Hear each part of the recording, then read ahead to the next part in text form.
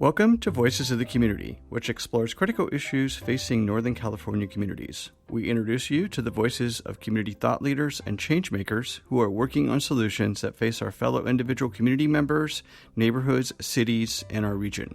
This is George Koster, your host. This episode is part of our series exploring COVID-19's impact on nonprofits and small businesses in the San Francisco Bay Area. Back in April of 2020, when we decided to create this ongoing series on COVID-19's impact, first on nonprofits and then on small businesses in the San Francisco Bay Area, we, like you, had no idea how long the pandemic would go on and what the health and economic impact would be on our community.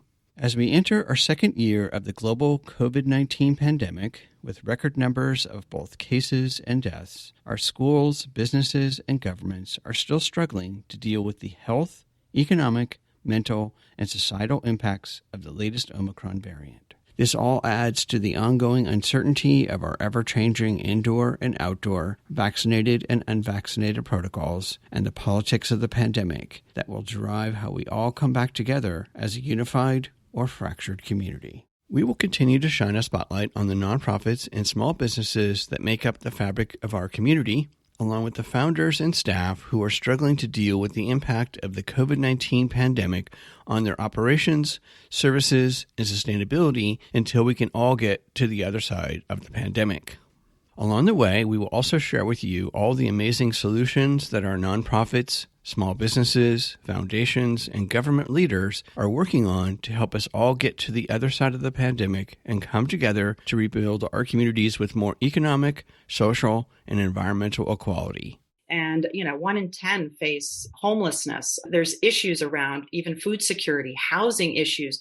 We are adjacent to all the issues that you see for workforces across the state of California. We have those too. And we need to really understand and lift up the value of the creative process and investing in creativity. Greetings, everyone. I'm Eric Estrada, the associate producer of Voices of the Community. George is recovering from ear surgery, so I'm your host for today's episode. One of the sectors most impacted by the COVID-19 pandemic is our arts and cultural sector. With very high unemployment for workers, as well as arts and cultural organizations losing over 50% of their income and struggling to stay alive without live performances and ticket sales, for example. This episode is focused on the importance and economic impact of the arts, culture, and artists on both our economy and our communities. We are hosting a panel of guests from the San Francisco Arts Commission, Californians for the Arts, and Yerba Buena Center for the Arts. Before we begin, we thought it would be helpful to provide a little context on the arts and culture economy on the national, state, and local level, and the COVID-19 impact on the organizations and artists that make up the arts and culture economy. According to a March 2020 report by the National Endowment for the Arts and the Bureau of Economic Analysis, in 2020, arts and culture added $876.7 billion, or 4.2% to our national GDP. With the start of the COVID-19 pandemic, between 2019 and 2020, the U.S. arts economy shrank nearly twice the rate of the economy as a whole. Arts and culture production fell by 6.4%, when adjusted for inflation, compared with a 3.4% decline in the overall economy. Between 2019 and 2020, the arts economy shed more than 604,000 workers, not counting self-employed artists and other cultural workers. On a state level, according to the U.S. Bureau of Economic Analysis report, arts and cultural productions account for $225 billion of value to the California economy, or around 7.5%, and contributes over 680,000 jobs. On a local level, the findings from the March 2021 study conducted by the Bay Area Council Economic Institute on the economic and social impact of the arts in San Francisco found that in the fiscal year 2019, San Francisco nonprofit arts organizations generated $945 million in economic output, which supports 9,657 jobs. This episode is focused on organizations that are working with our artists, art, and culture organizations to recover from the COVID-19 pandemic on both the state and local level. I'm joined remotely by the Executive Director of Californians for the Arts, Julie Baker, and the Director of Cultural Affairs of the San Francisco Arts Commission, Ralph Remington, along with the Director of Community Investment of the Yerba Buena Center for the Arts, Jason Blackwell. Welcome to Voices of the Community, Jason, Ralph, and Julie. So I'd like to start with the first topic really is just a quick background on each of your organizations for our audience. So I think I'm going to start with you, Julie, so you can give us the kind of the state picture and then go to Ralph and then go to Jason. Yeah, you bet. Thanks, George. Thanks for having me. I'm Julie Baker. I'm the Executive Director of Californians for the Arts and California Arts Advocates. So we operate both a nonprofit organization whose mission is really to build public will for the value and impact of the arts and culture, creative industries, and workforce, as well as build tools for people across the state to become effective arts advocates, both locally at the state and at the federal level. On a C4 side, which is a lobbying organization, California Arts Advocates, that's where we directly try to influence legislation and investments at the state and federal level for arts, culture, and creativity. Thank you. And Ralph, tell us about the San Francisco Arts Commission. Yes, thank you. I'm Ralph Remington, Director of Cultural Affairs for the San Francisco Arts Commission. And San Francisco Arts Commission is an organization of the city and county of San Francisco that advocates for arts and artists, advocates, funds, energizes, helps activate the public space, and all things arts and culture related fall under the San Francisco Arts Commission as far as advocacy efforts in the city and county of San Francisco. From the onset of the pandemic in March of 2020, many of our organizations realized the significant and very real impacts that the public health order and the citywide shutdowns would have on the arts community. So luckily, we were able to mobilize and shift focus to help utilize various sources of emergency funding to support arts organizations and artists who have continued to need support over the past 2 years. Thank you, Ralph. And Jason, turning to you, tell us a little bit about Yerba Buena Center for the Arts, or YBCA, as everyone is into acronyms these days. Definitely, George. Again, thank you for inviting me today. My name is Jason Blackwell, Director of Community Investments here at YBCA, or Yerba Buena Center for the Arts. I am relatively new to my role, so I've only been here about 6 months, so I am going to read this directly to make sure I don't get anything incorrect. YBCA opened to the public in 1993 and was founded as a cultural anchor of San Francisco's Yerba Buena Gardens neighborhood. Our work spans the realms of contemporary art, performance, film, civic engagement, and public life, centering artists as essential to social and cultural movements. YBCA is reimagining the role of artists and what art institutions can play in the communities that it serves. Our mission is to generate culture that moves people. And we're living really directly into that mission with our most recent strategic plan of activating, championing artists and advocacy, creating space for artists and community development, community work, as well as our investment portfolio, which is I'm at the helm of, where we're going to start using art as a tool for community development and placing more financial resources into artists' hands. Great. Thank you. So I wanted to provide for the audience a little bit more context on why I wanted to bring you all together. And that is from each of your perspective, kind of, get your take on the economic impact of our arts and cultural economy. And Julie, I'm going to turn to you because you've done a lot of work on this on both the state level and then helped, work at a regional and even a granular kind of city or county level, with regards to working with organizations to help them, and to talk a little bit about our upcoming, we're coming into April, which you've helped create as an entire month-long process for organizations to really lobby, their statewide government. So take it away. Yeah, absolutely. I mean, number one, yes, we are a mighty force in the state of California. I mean, we're 25% of the nation's creative economy and industries are located here in the state of California. We're ahead of agriculture and transportation in terms of our gross domestic product output, over $235 billion industry. And we employ, in the height, close to 750,000 people in the state just directly, not in terms of value add as well. In the BEA, the Bureau of Economic Analysis numbers just came out, and from 2019 to 2020, we lost close to 100,000 jobs in the state of California for the arts and culture workforce. So the impact, as we know, of COVID has been tremendous. It continues. We're not through this. We're not done. The relief that we've received both at the federal and state and local level, which I know Ralph and Jason can speak to in terms of San Francisco's commitment, has basically been the lifeline, right? But hasn't been the lifeline equitably for everyone. And it certainly hasn't always been the lifeline for the workforce. And so that's why you're seeing these numbers. The other thing that is important in terms of numbers is that those only capture people who are full employees. And yet people in the arts are 3 times more likely to be self-employed. So we have to take a real deep look at who is this workforce. We, of course, as advocates, we know the value, but how are they truly being, sustained by both public policy, our local investments, the, organizations like what YBCA has been doing with guaranteed basic income pilots.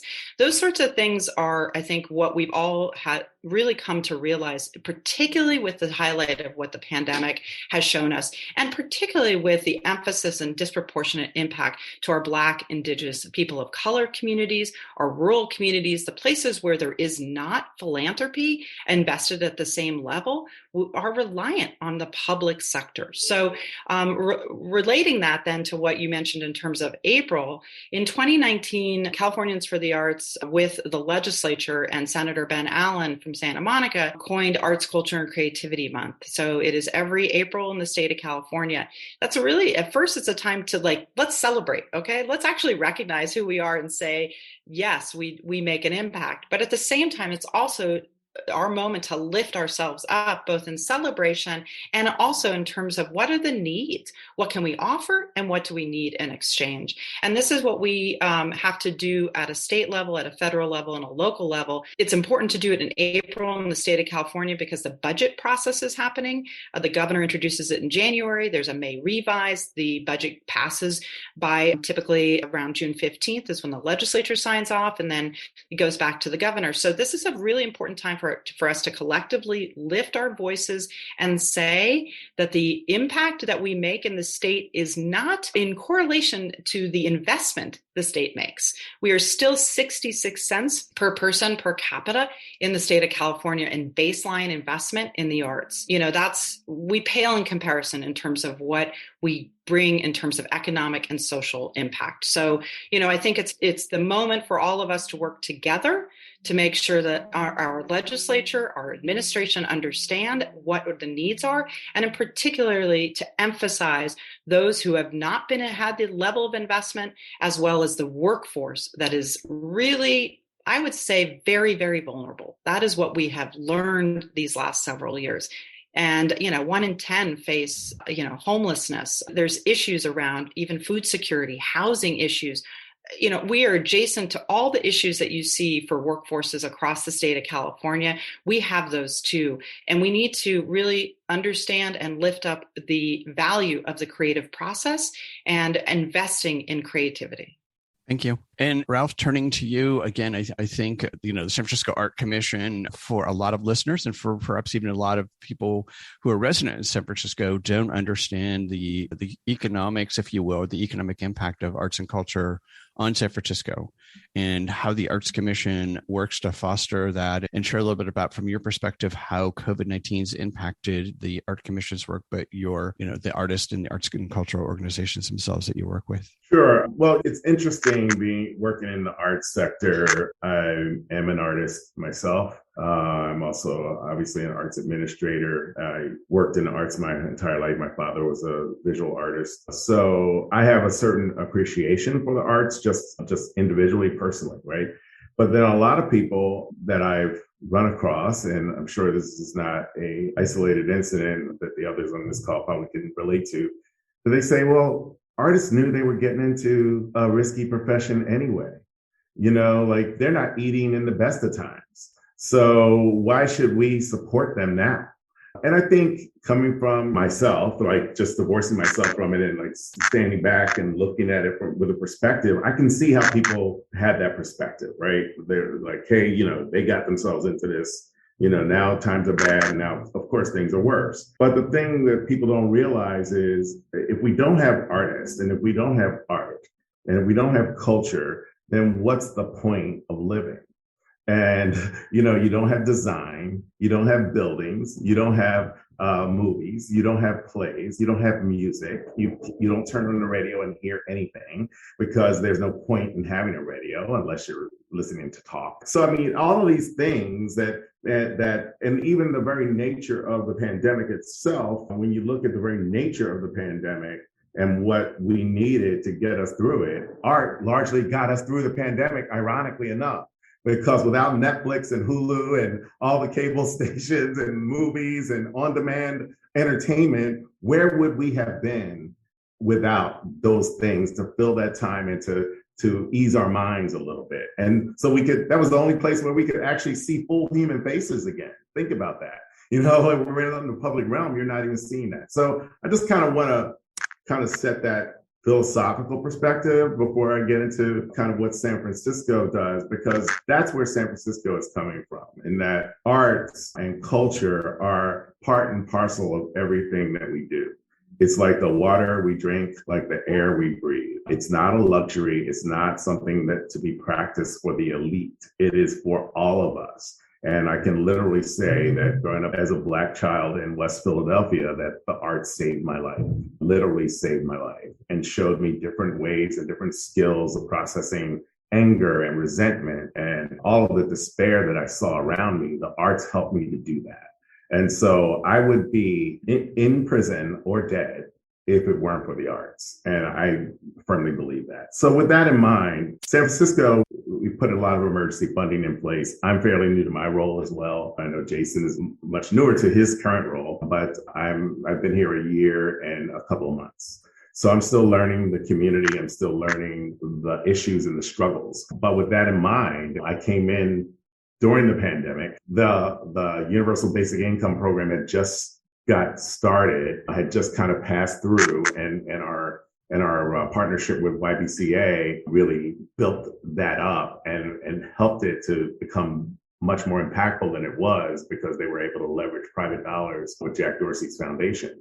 And so there was the guaranteed income pilot, right, that we talked about. The city was the initial funder of this program. It supported 130 artists, providing $1,000 for 6 months. The city's initial investment of $870,000 leveraged $3.4 million in private funds to extend and expand the program. And that was from Jack Dorsey's foundation. The Artist Power Center, YBCA, in partnership with YBCA, the city funding supported the development and expansion of this innovative online platform for artists, creatives, cultural workers, funders, employers to connect and access resources and opportunities. Other cities have had it around the country. Springboard in Minnesota comes to mind, but this is a much more impactful program for our area, and that we've been missing for quite some time. And so we're glad to see that get up and going. The Reopening Safely program supported 69 arts and culture nonprofits with facility-related expenses to provide new safety measures for their staff, for visitors and audience, and to help keep venues open safely. Then there's the Dreamkeeper Initiative.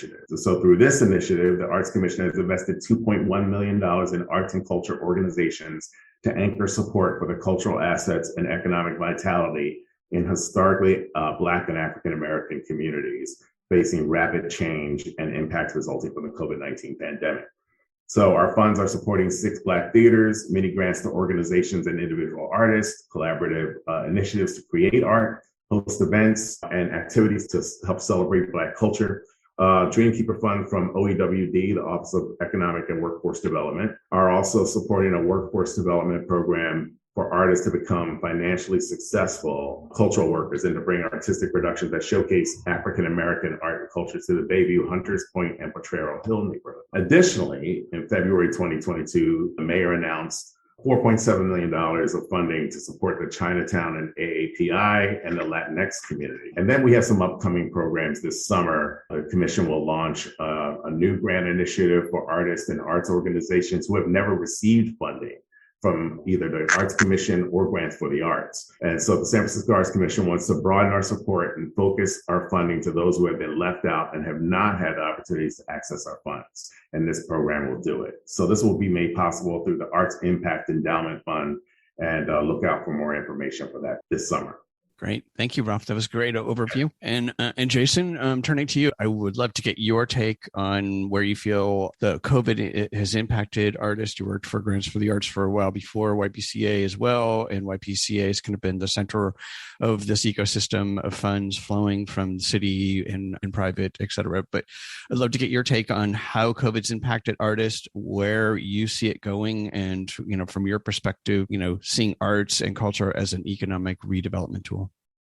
Definitely. Hearing Julie and hearing Ralph speak on the depth of experience in which both of their organizations have been working in this field versus YBCA, who just really started being a development or a financial space for artists and arts organizations during the guaranteed income pilot. And now through the two initiatives that we're now funding, we just are expanding our investment pillar and seeing what we can do as a community-driven organization. But I want to take a step back and think about the Arts and the Economy report that was produced and created by San Francisco Arts Commission, Grants for the Arts, San Francisco Travel Association, as well as the War Memorial, and really look at the intersection of where arts is just beyond the arts ecosystem, and what the arts does for the economy is beyond what we do on stages or in galleries, and how that report really spoke directly to how we activated corridors and spaces across San Francisco, how it was an intersection of the mom and pop restaurant, as well as the winery, as well as the show itself,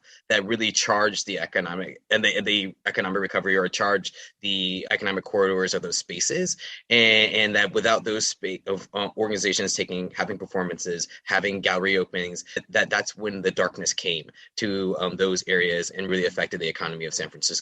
And I think with the work that Julie's doing, with the work that Ralph's doing, and recharging and allowing for that vitality to come back to those sections, then now the economy is becoming stronger and fostering better connections with the artist groups that are in their areas, but also across the city itself, of people seeing how, without this driving force, how integral art is for everything else to continue in its own way. So that's something I really, really have been thinking about lately, of like, what is a way that we can communicate that and expand that narrative of how essential the arts are to the economic recovery of the city when it comes to food, culture, and when it comes to transportation, and when it comes to any other facet that we really rely on to make this place a very central place for arts and culture in the country. With YBCA specifically, we are really leaning into these three different pillars of the organization. One being championing, being an advocate for arts and arts organizations from the smaller level of local government, and being that hub for local government dollars to be pervasive across the community itself. And then we're also going up to state governments, as our former executive director, Deborah Cullinan, was part of Gavin Newsom's creative art task force team, and moving on the dial when it comes to moving funds to the CAC, or California Arts Council, and how it could be then trickle down to other local economies. So I think that was one of the strong pillars that we really wanted to focus in on, is like, how can we use our beautiful building, our access to power and to resources to really champion what arts and what arts advocacy could look like from a local community arts perspective. Next is really create, which is what we've always been doing, using our space as a place to show our gallery space, to offer rentals and to performing artists and things like that. But really moving it towards a community-driven, community-focused type of approach, using mostly local artists, really speaking to how can we invite people in who have never been invited in before, and really trying to change the narrative of what YBCA is as a center, as is now community-driven, community-focused, and the Artist Hub is our Artist Power Center. It's part of that, being a place of community resources, being a place of community collective knowledge and approach. And then our last step is really the investment pillar, which includes our guaranteed income pilot, which is model now that's being repeated across other community centers, and are looked to across the state as a primary example of how this could work and what it should look like in practice. We received some funds from the Hewlett Foundation to really bring artists together again since the pandemic, which is through our Artist Power convenings, of just getting artists to talk about how can we creatively solve these problems that are going to exist after the pandemic is over with. How can we recharge the arts economy across the Bay Area? So we have 5 different rounds across the 10 Bay Area counties of providing a small startup funds, $2,500, for artists to get together again with their colleagues and reimagine what it could be like post in the new normal, as we like to say. And lastly, we are partnering with the CAC, the California Arts Council, to do a statewide relief program for artists and cultural practitioners. We are currently in the design phase. We're having community listening sessions with community partners across the state, trying to reach those in our prioritized communities and those whose artistic practice are deeply rooted in those marginalized communities, as well as those in rural counties that might not have as much access to resources and philanthropy dollars, like Julie mentioned earlier. That is really going to be $1,000 check, one-time payment. It's part of a federally qualified disaster, so non-taxable money that artists can use to really just revitalize their financial health. And we hope that it will make a nice splash across the state. We know it's not a lot of money. We know that it's about 1,900 artists that are going to be affected or are going to be awarded through this program, but we know that there's going to be more dollars to come, and that once we really see what is used and how the needs need to be met, YBCA wants to be a central pillar and really disseminating that across the Bay Area, but hopefully the state as well. Thank you. Again, really great, granular, both an overview. I want to circle back for a moment, Jason, on the report, because it was an update of a report that was done with San Francisco Arts Center, and John was on the show back in 2020, along with San Francisco Performances as well. And he talked about the economic impact. And I don't know if you remember the actual number, but I'm just thinking off the top of my head, that report that was put out last fall, was it over $1 billion that the arts and culture economy brought to San Francisco? I have it right here. Yes, it is over $1 billion. Yes, that was the number that they spoke to in the report. And I'll send that out again. I included it in a newsletter to folks and have it on my website. But it's the most recent report, and I think it's back to Ralph and Julie's point as well. I think it's really important for people to understand that this is a really large part of our economy in California at large, but in San Francisco. So I'm going to turn to you, Julie, because you've spent so much time over the last 2 years working with both federal and state to try to lobby, to write legislation, to help write legislation on really interesting programs.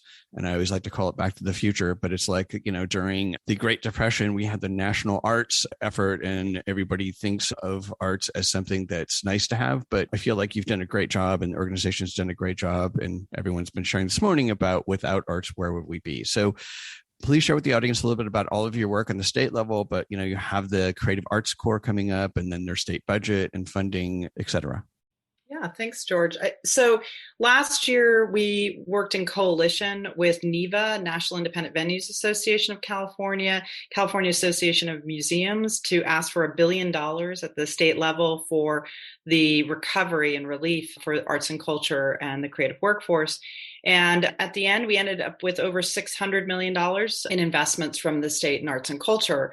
Included in that was $60 million for the California Creative Corps pilot program. And this goes through the California Arts Council, the state arts agency, as well as $40 million for creative youth development. Actually, the core program was piloted already in San Francisco, because we know lots of things start in San Francisco and then we lift them up at the state level.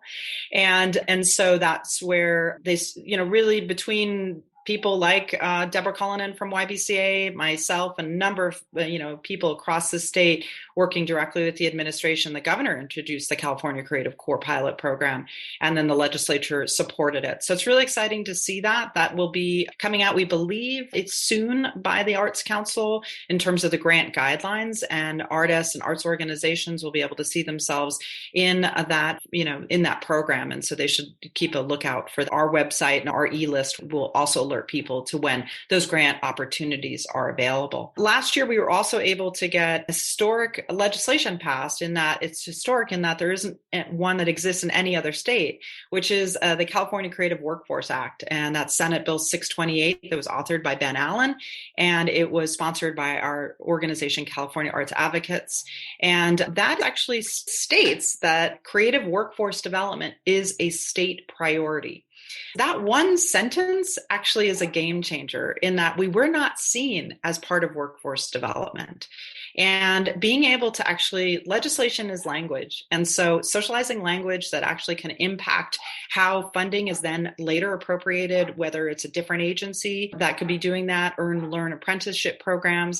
The other thing about 628, the California Creative Workforce Act, is that it, again, will prioritize people who have experienced barriers to employment employment in the creative industries. And it also states that it must be a living wage, earn and learn opportunities. So those things were really important to all of us who worked on that bill. This year, however, when you write legislation, sometimes it comes with funding, sometimes it doesn't. Last year, it did not. So this year, our organization is working to get $50 million for that specific program, the California Creative Workforce Act. And so we invite, people in the sector to join us in advocacy. We are also working on $30 million for Cultural Districts program, which was a legislation that passed back in 2016. It has been an unfunded mandate by the state. So again, there's all this great work that happens by artists and cultural communities and creative communities, but a lot of times we're forced to be scrappy, and we're forced to do this really with many people holding 5 or 6 jobs in order to be able to be a creative worker. Our goal is to change that. Our goal is to say that being a creative worker, being an artist, that should be enough. And we should support that. And we should celebrate that. And we should finally value that. And I think that that's what I hope all of us in the sector will work towards together. And again, mentioning that idea about it is, as Ralph was talking about, people don't quite understand how much discipline and hard work it takes to be an artist. And that creative process, it's like asking a scientist to not be paid for the time that they're developing the thing that becomes the big thing that everybody needs, right?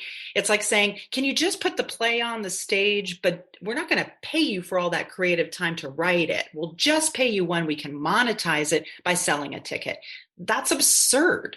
And that's not valuing what creativity is. I think if any state should do that, it's the state of California. And, we export innovation and imagination. That's what we do here in the state of California. So, now is the time. I don't think there's ever been a better time. And so the history of the WPA, the history of CETA, create a community. And so those sorts of things, we need to look to, but we need to reinvent, and we need to invent it based on the fact of what we know today. And we have all the data. You guys mentioned a great report. We have the data. We have the facts. We have the figures. We have the workforce.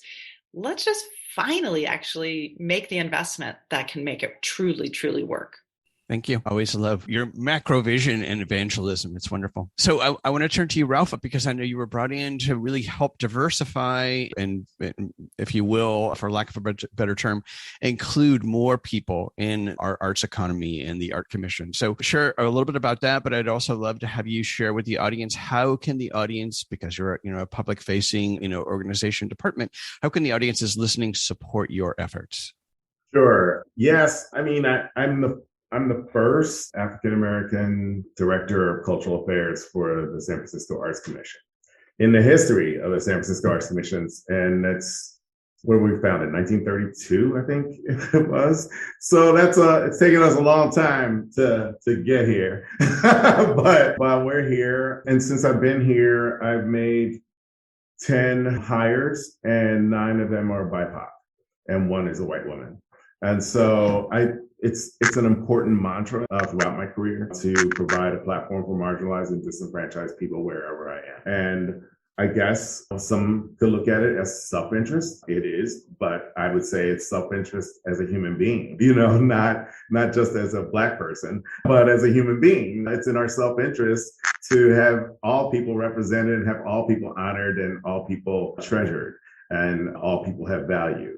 And so I think that's why, when I run into trouble in my career at different times, fighting different authority figures, it's been usually in the name of diversity and inclusion, and which seems ironic in America that we would have to have those fights and those knockdown dragouts. But I was in a job, quite frankly, jobs similar to this, where some members in the community, I will just say in Arizona, when I just left a year and a half almost ago, I had members of the community say what Ralph is doing is not white enough, like literally said that.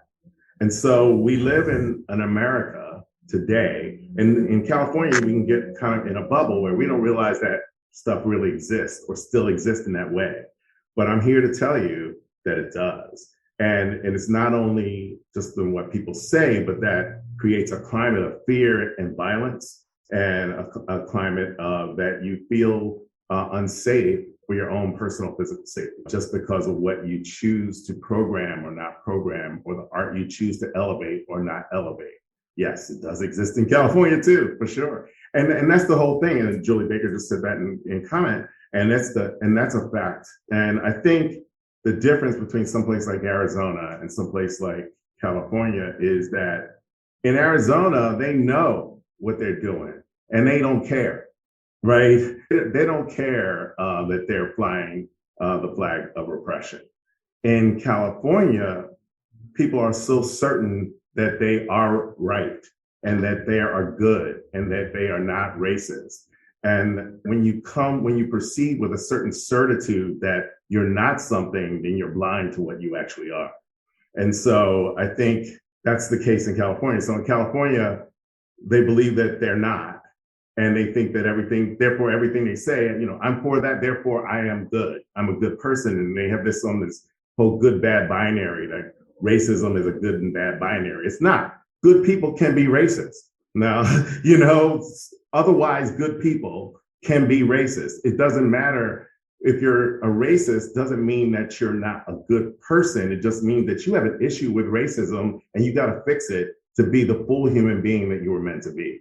And that's the same with sexism, the same thing. Just because you have daughters or you're married to a woman doesn't mean you're not a sexist. It's you can still be in proximity to people and work with them and even have them in your family, and you still can provide toxicity to their environment.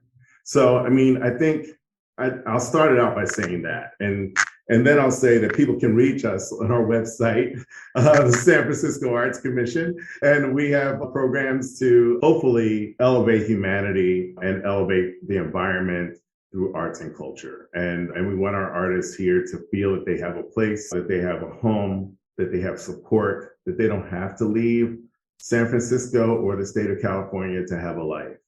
And we'd like them to stay because, as Julie says, art is our biggest export, especially here in this state.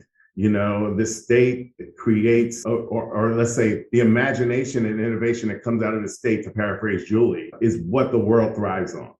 The world purchases that. The world wants that. The world needs that.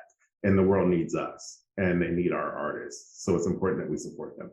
Thank you, Ralph. And Jason, turning to you, how can folks who are listening to the program support your work and your outreach in the community for YBCA to support arts? Definitely. I really want to piggyback on what Julie and Ralph said about innovation and experimentation. And that is really what YBCA is here to do. We are situated in a place that's very different from state government, very different from local government. We have less strings attached to what we can do and what we can imagine we can do. And when we are living into this new investment pillar, very new to the organization, I'm inaugural in my position, we really want to be a place that models experimentation. We want to be a place that leans directly into community-based, trust-based philanthropy. We really want to be a space that allows us to experiment, to innovate, to create, and have less restrictions on what is possible when it comes to, I want to provide artists with the tools they need to succeed. We want artists to be those tools that are the change makers in their communities, and that art is used as a tool as community development. And with any possible ways of any private dollars, any public dollars that come to our institution that want to try these new experimentations, and at small dollar amounts, like we have received grants for $200K, up to $2 million, up to $10 million to do some of our programming.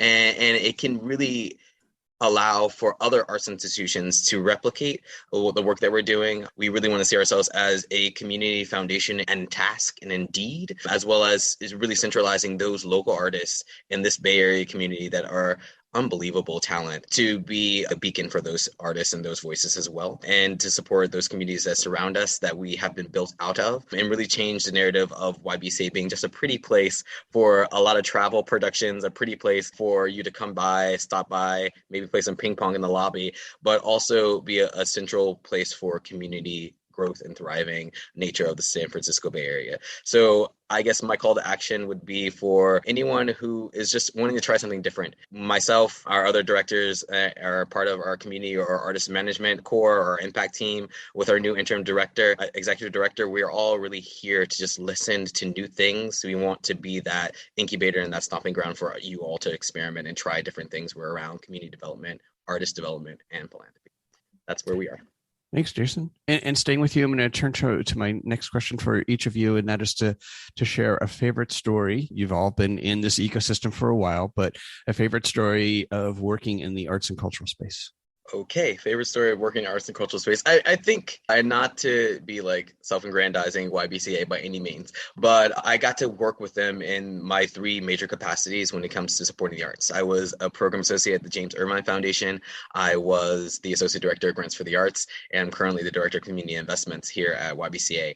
And seeing the growth of an organization moving people to be the focus, moving audience engagement to be the primary core reason why they exist, and seeing that transformation over the last 7 to 8 years is just really remarkable from an institution, again, that was seen as an ivory tower, that was seen as removed from its actual community and just forged as a place for beautiful things to happen, to now include beautiful people, to include community in part of their conversation and in their messaging and in the work that they do as such an integral part of who they are and how they want to be that integral part of the ecosystem in San Francisco Bay Area itself has been a joy to watch from its start to now. I know that we have a lot more words to go. We have 10 great YBCA 10 artists that are from the Bay Area, but we want to expand that to as many as possible. We do the YBCA 100 every year where we really focus in on artists across the Bay Area, across California that are doing amazing things in their own communities. And we really want to see how that can be grown, how we can find resources and support for these artists, and also how we can all learn and build together. And so I think the transformation of this institution over the last 7 years through my different capacities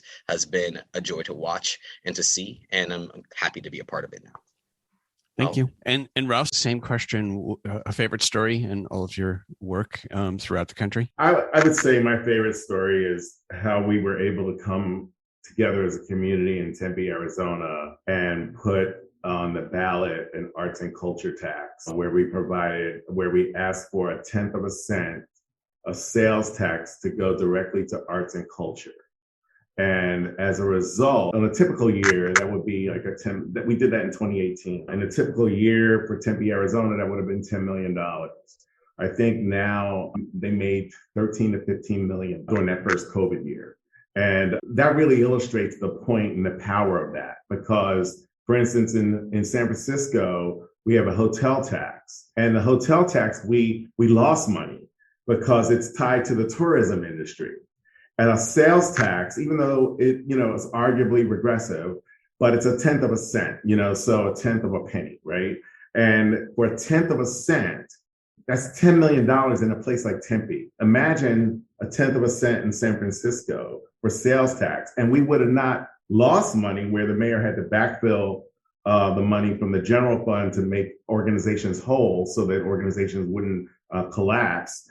But instead, we would have made money. So we would have made money because people were buying. People, every time you buy at Costco, every time you buy at Amazon, every time you buy at Netflix, every time you buy, we're capturing that tax. And the arts and culture sector would capture that tax. So if we had that here. So I think that's my favorite story, because as a result of that in 2018, Tempe is now in really great financial shape in their arts and culture sector. And you're going to see great things from them in the future because of that. And I think it really stabilizes an arts and cultural environment. And staying with that for a moment, Ralph, is there an opportunity for folks who are listening in the community to actually step up? And is there a campaign to add 1/10 of a cent? Because the hotel tax fund was great when it was done, 30, 40 years ago. But once again, it shifts it to, yes, I want to support the arts, et cetera, but don't tax me, tax the person who's here for a convention or on their vacation, et cetera. So is there an effort from your perspective internally? And if not, how can folks help rally that? Because I think to your point, and to everyone's point in today's panel discussion, having an ongoing form of revenue to support the arts only has this wonderful multiplier effect of jobs and economic impact. So it's a good question. There's no effort currently. I mean, it's a real sticky wicket of a political issue when you talk about tax, right? Because you have to look at, and every environment is different. So San Francisco is not the same as Tempe, even though Tempe is Arizona and they tend to be tax averse. They swallowed that. And in Tempe, as a matter of fact, any ordinance that is has been supported by their elected officials, the public will usually support it. They have not rejected an ordinance. So unlike San Francisco, which you can't count on it, right? And the mayor would have to put her political capital behind it. It would have to be something that she would have to believe in. And it's hard if I were in her position, it's very difficult for politicians to embrace a new tax and support that when they have so many other issues that they have to juggle. So I would say, I don't think there's any effort I know that there's no effort currently to do that. I don't know if there will be an appetite for that just because it's such a political sticky wicket. But, it's certainly, and it's not my place to rally troops because I'm an official in the government. So I have to be in neutrality. But certainly if people did raise it, I think they would have an audience. Thank you. And Julie, turning to your favorite story in all of your work in the arts and culture, and you've done it on a statewide basis as well. I know it's a hard one. First of all, if I can respond a little bit to what Ralph is talking about. I mean, dedicated funding streams for the arts is the holy grail. We all want that. And I think that what I would say the call to action is from a statewide perspective is we need to, get a bunch of really brilliant brains in a room and let's start talking about how do we make that happen? Because we're constantly every year trying to get funding from the general budget, similarly at the state level. And, we've had some great success in the last several years, and California's somewhere between $45 and $60 billion budget surplus this year. We can definitely hope for more investments there. But, I think that that's something we all need to be thinking about and looking at why was Tempe successful and what was the narrative that worked there. But anyway, that's just an aside. I'm thinking about that. That's a really hard question, George, for those of us who've been in the arts our entire lives. I mean, obviously getting a text from our lobbyists on October 9th last year that the governor had signed the California Creative Workforce Act was a very thrilling moment in a career. However, I would say, I've done a lot of different things in the arts, but I was the executive director of a performing arts center here in Northern California, in the second whitest community in California. And I felt strongly as one of the main curators for the Performing Arts Center was that it was really our mission was to educate not only to our own history and culture in terms of we're in a gold rush era town that basically almost eradicated our indigenous communities. So ensuring that we were in fact lifting the last 136 remaining members' voices in song and relearning language and in performance at a festival that we were producing. But we also brought Richard Wright's Black Boy Literature to Life as a program that does a monologue. And we did it where we brought in high school students, which again, predominantly white community. And it was during kind of the beginning of Trump's era. And we were starting to see the racists that existed in our community, but it had been quieter, let's just say, coming out. And so we brought that play, and it was really powerful to watch this audience of high school students who many are never been exposed to anything like this, had never read anything like this, to really understand and have some empathy and understand of history and understand what was happening right now in their own communities. That was something that they shouldn't stand by and be okay with. I remember after the performance, the kids were all gathered in the lobby and they started saying to their high school teacher, "We need to read this. Why aren't we reading this?" And the performer was a young Black man from New York City. And he stood there and all these kids were asking him all these questions. And it just felt like, here's the power of the arts to transform someone's perspective and life. And that's, for me, was a remarkable moment. Thank you. Good stories. And I see a statewide effort for a tenth of a cent, Ralph. In Julie's hands, it could go. Well, that's I think what I always say is advocacy is never, ever, George, as you know, one person alone. It is the collective. And so what I always want to ask folks to do is join us, join all of us. And for us, April is obviously an opportunity in Arts, Culture, and Creativity Month. And our theme this year is that the arts work, and that the arts work to heal, to engage and empower youth, to build community, to advance justice, and to create jobs. And we're building sort of narratives, webinars, social media kits, everything around those 5 pillars. And it's all free for everyone to access. And then they can also make appointments to meet with their legislators and tell them the transformative power of the arts and why we need the increased investment at the state level. So, that's my hope, that people join us, because it certainly can't be one voice alone. Ever. And so if they wanted to join you, Julie, where would they go? The website? Yeah, so the easiest place is californiansforthearts.org. I say easy, but it's a long thing to type in. So it's californiansforthearts.org. We're also obviously on social media, Twitter, Instagram, LinkedIn, Facebook. I don't think I've figured out TikTok yet, although we're getting our youth advisory council on it. And so, so the usual places, and you'll be able to get all the information. And we have webinars happening all throughout the month of April, every Friday. And again, all of those are free. So great, amazing thought leaders will be a part of it from around the state and around the country as well, because there's so much good work happening in the arts, culture, and creative sector right now. It's super exciting. Wonderful. And so before I turn to my final question for Ralph and for Jason, is there anything I haven't asked you that you'd like to talk about? Any programs, ideas, things that you're doing coming into the late spring, summer that folks can get engaged in, or that you need help? Well, I'll say this, and I thought Kat Daniels was going to be a part of this conversation, but I guess she wasn't. But Kat Daniels from OEWD, Office of Economic and Workforce Development in the city of San Francisco. We've been meeting with her, meeting some members of my staff and I, to look at some citywide efforts to help bring back the arts and cultural participation in the public realm. One of the things that I've been looking at just off to the side, apart from this, when I first got on board, was examining why don't we have like a South by Southwest type of thing here in San Francisco or in the Bay Area, and I think now's the time to start looking at that and start unpacking what that would look like here for the Bay. And so I think we're moving towards trying to create some kind of annualized festival for either San Francisco itself or the Bay in general. And so I think that's what many of the folks and my colleagues around the Bay have been talking about. That would be amazing. And the economic impact of that would be incredible. So, and Jason, anything that we haven't covered that you'd like to cover with regard to programs?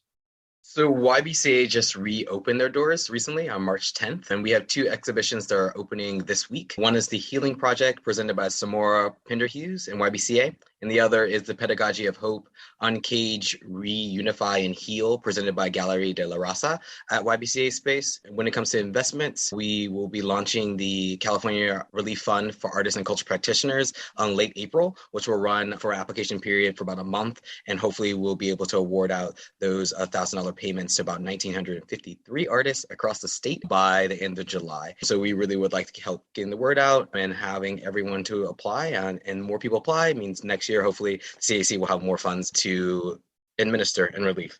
Yes, Julie, fingers crossed. Great. And Jason, staying with you, I'm going to just ask, this is the same question for all of you. I've been asking this for going on 90 episodes now in over 2 years. And that is, what are some of the good things that you feel could or have come out of the COVID-19 pandemic to support the kind of rebuilding of our arts and cultural economy? I think for me, it would be the connection across not being in physical space. Even though we're all exhausted from Zoom, we're all exhausted from all the type of video conference systems that I was really active on my board of arts organizations in LA this year. I made many conversations with people in DC and New York. I mean, I think this ability to hopefully still foster these connections when we get on planes and we get to go meet each other in person will still continue. But I think that we feel connected more than ever in a place and a time in which we were divided more than ever. I think that's been a really, really good outcome from this. That's a great point. I feel similarly that the best outcome, one of the best outcomes from this COVID experience has been the elevation of the digital platform and how it's become an easy, integrated part of our lives now. And I've been talking about this about the theater realm for a long time, that it seems to me that there should be a theater network. If you look at the theater, right, a theater network that, like a Netflix, that has 50 states, and you have a drop-down menu, and you go to Ohio, and you can see like 10 productions that are going on in Ohio. And so you get to know these actors and these artists and these practitioners and makers all over the country without leaving your home, no matter where you are. And more importantly, if we had something like that, those artists wouldn't have to leave where they are and go to very expensive markets where they have to struggle to survive. And therefore just displacing the artists that are already there in some cases, and also decreasing their quality of life. So I think if we expand the digital platform, and particularly in areas like theater and whatnot, so that artists don't have to gravitate to these cultural centers and pay much more money than they can afford. They can stay where they are, make their living, and have a name and have a quote and live their lives. Nice idea. It kind of ties back to the WPA and the Great Depression, right? The whole idea of a national theater program, in this case with a digital platform. Not to mention the carbon footprint of everyone having to travel everywhere to do these things, I think is something we've all, I think, benefited from. I used to fly to LA for the day for meetings, which is insane in terms of the carbon footprint. So I'm grateful for the Zoom. And I never thought I'd say I'm grateful for Zoom, but okay, there it is. And yes, Ralph, totally love that concept. And that means that we need more infrastructure dollars for theaters, because every theater then needs to have the equipment to be able to broadcast. And I think that that's something that we should invest in. For me, George, what I think has been sort of the silver lining coming out of COVID, and hopefully we're coming out of COVID, is the recognition, and this is self-serving, that arts advocacy is needed. I think for a long time, our organization has been around 25 years. It was all volunteer led, with people who were just trying to increase the state arts agency's budget because it was $1 million for 10 years. And now I think with what we had to do in order to save lives and the industry in this last 2 years meant that we had to show up in the federal realm and state realm and the local realm.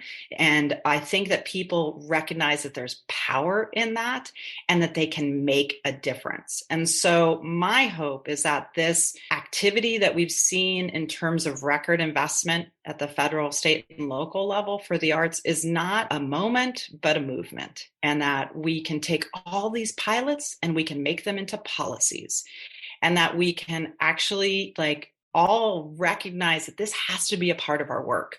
We cannot allow public sector to operate on its own. We know what happens when that goes, right? We have got to engage. And when we engage, we can have influence and we can shift and we can change things.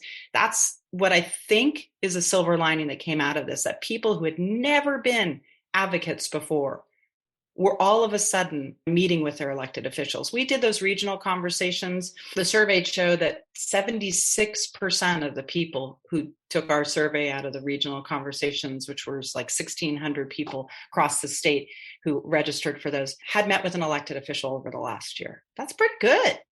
You know, I mean, ask your average citizen if they know who their state representative is, and likely they'll tell you their congressperson, right? So I think we've learned this, and hopefully we take this and we keep going with it. And so, more arts advocacy. Wonderful. And Julie, just finishing off with you, you've got obviously April coming up with your artist advocacy month. Is there anything coming into the summer time period that folks can engage with you, or that you see on the horizon coming up on, budget, et cetera? Yeah, I mean, basically, April is our time to sort of get everyone together. The advocacy doesn't just end in April. May is when you'll see the governor's revise. We'll get a sense of what's in there for arts investments. If we don't see what we hope is in there, we got to push really hard to get the legislature to make sure it's a priority, and so that it ends up in the final budget by June 15th. So you'll need to continue to stay engaged. Legislation doesn't, that whole cycle doesn't end until September. We have a long legislative sessions here in the States. It's January through September, essentially. So it's important that people definitely check out all the work that everyone here is doing. And then for us, it's like, read our emails. We don't send them out with words because we're just trying to, fill up a sheet of paper. If we send out an action alert, take action. Any arts advocacy organization is doing that. Take action. It's typically, we make it really, really easy for people. So, sign up at californiansforthearts.org, get on our e-list, see how you can engage at the local, state, and federal level. There are actually currently 7 pieces of federal legislation also happening that could change the landscape as well. There's the Creative Economy Revitalization Act, which is a WPA for the 21st century, $300 million right now in a budget ask for that at the federal level. So there's so much, but we recognize for a lot of people, that's a lot to try and track. So we do our best to distill that down, give it to you in sizable portions, and make it as easy as possible for you to engage. Wonderful. And Ralph? Yes, thank you. I think for me, the power of the arts came early, and I was involved with a children's theater company when I got out of Howard University, is where I went to school. And it was a children's theater company. I was the only African-American, the only person of color. There were 3 white women, and we went around some area of the Northeast, Pennsylvania, Maryland, DC, Jersey, New York, and did a show about sexual and physical child abuse. And it was a show that was about an alien who was learning about good and bad touch. And really innocent seeming show, right? Very simple language, very simple costumes and a set that went around and traveled to all these schools. And we went to some of the most rural schools in Pennsylvania, let's say, and where there was no infrastructure really, big satellite dishes on their houses, but not connected to anything, school and the church were the institutions in these little towns. And we would come in, we'd do this play. And after the play was over, we'd do a workshop. And these kids' hands would just shoot up and say, when I'm asleep, my dad comes in at night and this, that, or the other. Or when I'm over my uncle's house, this is what happens. And no one knew that this stuff was going on. But the power of this play to tell them this alien shouldn't be touched in a way that they don't want to be touched, made them think, oh, this is me, and which is what it was supposed to do. And I don't want to be touched in this bad way. And so I need to tell someone about it. And because that's what the alien had to do in the play. And that direct correlation between the creation of art and the impact of art and what it can do to a society or do for a society and a community to help that community and those families heal and get better is just immeasurable. The impact of art is immeasurable. And that's just one example of art in a way that people don't necessarily think about it, but that goes into our schools, that goes and teaches our kids, that has an impact on what they think and feel, and that gives them a sense of their own personal power and majesty, and that shouldn't ever be abused. I think that for me, illustrated for my career the power of what art could do. Thank you. It's a really powerful story. Any other last moments or thoughts, Jason? For me, and as I continue to emerge in my career, I have always appreciated the opportunity and space to share with Ralph and Julie and others and who are doing really great work and allow me to learn. Definitely when these conversations of creative economy and how to resource our artists is really essential to the work that I want to continue to do and always be doing. So I just wanted to give you guys praise and thanks for allowing me to share space with you all. Wonderful. Hey, right back at you. Absolutely.